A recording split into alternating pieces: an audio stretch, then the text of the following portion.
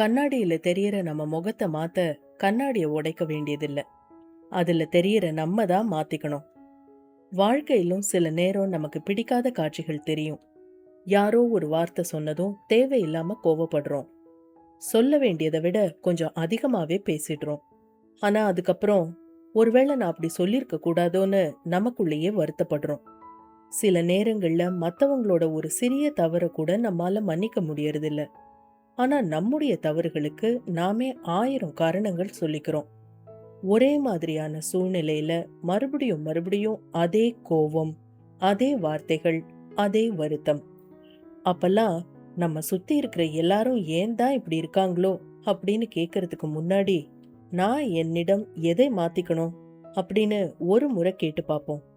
சில நேரங்கள்ல நம்முடைய இயலாமையால தவறான இடத்துல நம்ம கோபத்தை வெளிப்படுத்துறோமா? மத்தவங்க நம்ம புரிஞ்சுக்கணும்னு நினைக்கிற நாம அவங்கள புரிஞ்சுக்க தயாரா இருக்கோமா?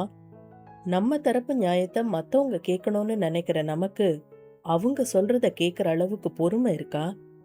பல சமயங்கள்ல வாழ்க்கைங்கிற கண்ணாடி நம்மோட முகத்தை மட்டும் இல்ல, நம்முடைய செயல்களையும் நம்முடைய குணத்தையும் நமக்கே பிரதிபலித்து காட்டுது. அந்த கசப்பான உண்மையை ஏற்றுக்கொள்ள தொடங்கும் தருணத்துல தான் நம் வாழ்க்கை கண்ணாடியில் தெரியிற பிம்பம் மாறத் தொடங்கும். நினைவில் கொள்வோம், வெளியில் மாற்றம் தேடுவதற்கு முன் ஒருமுறை நமக்குள்ளும் உற்று பார்ப்போம்.